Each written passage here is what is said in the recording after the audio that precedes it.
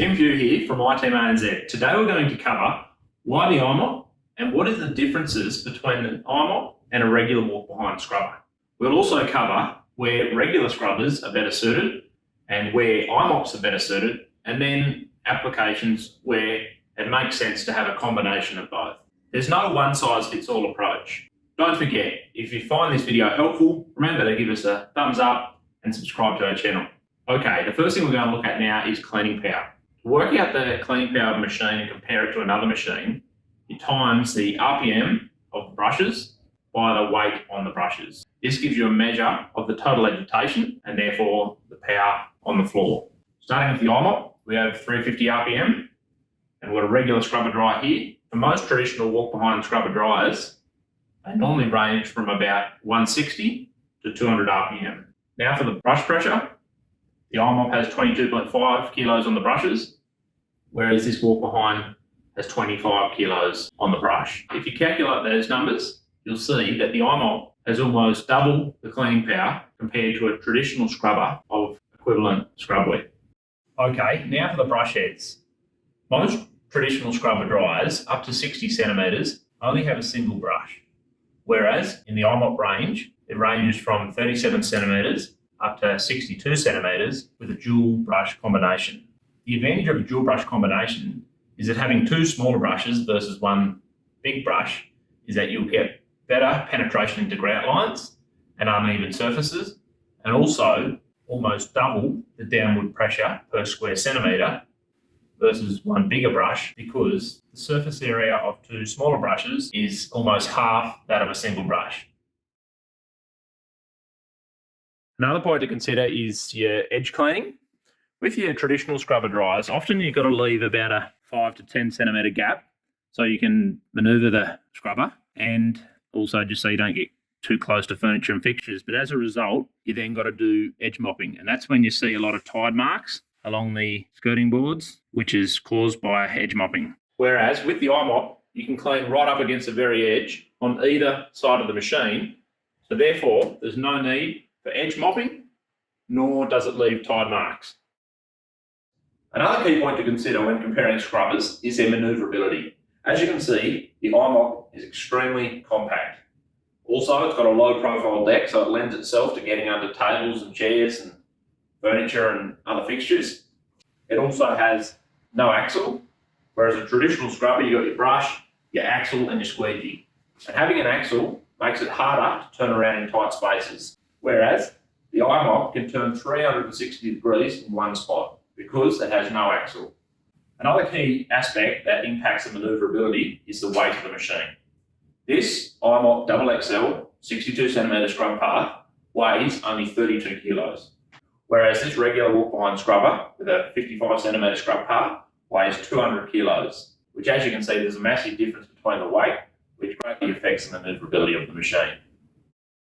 Now for portability. This is a key aspect to consider if you're needing a scrubber to transport between sites. This regular scrubber at 200 kilos, you're going to need a van or a trailer with ramps to be able to get it between sites. As well, if you want to use it in a building with multiple levels, you're going to need a lift to be able to get it between those levels. With the i-mop, this XXL machine, only weighing 32 kilos, is a lot easier to move between levels and also between sites. Now for battery technology.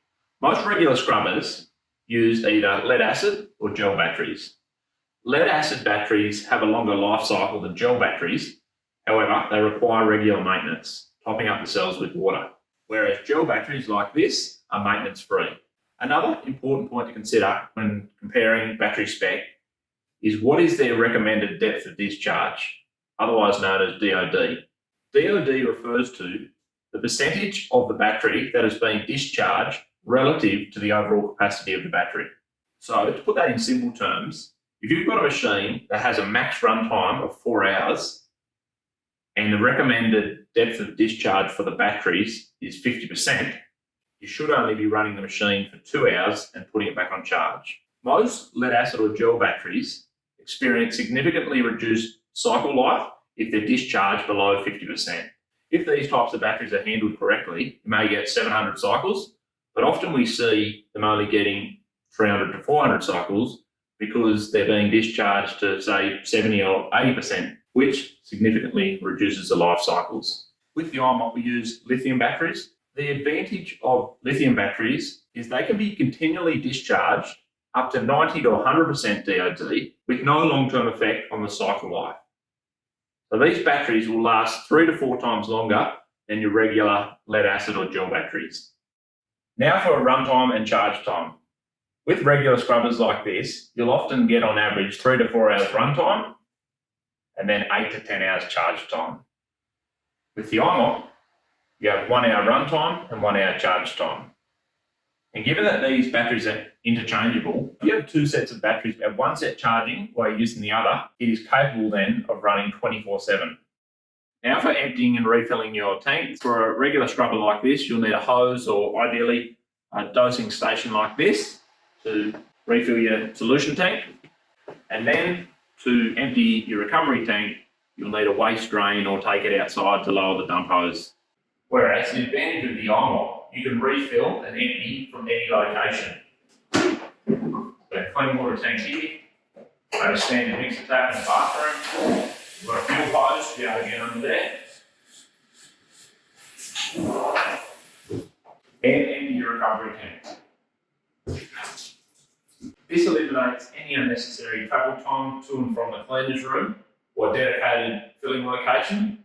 Also, there's an optional i-dose tank, which is a pod-based dosing system that allows you to refill and dose your solution tank on the run. No need to travel back to the cleaner's room to refill.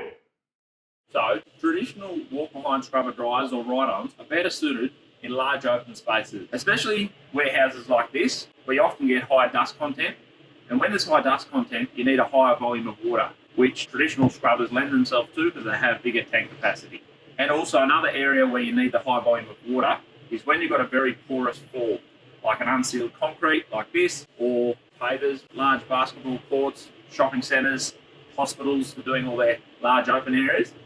Whereas your i-mops are better suited for your congested spaces. So the likes of schools, in the classrooms, aged care facility, patient rooms, in hospitals, and food courts where you've got a lot of tables and chairs, but can also be used in the larger spaces as well.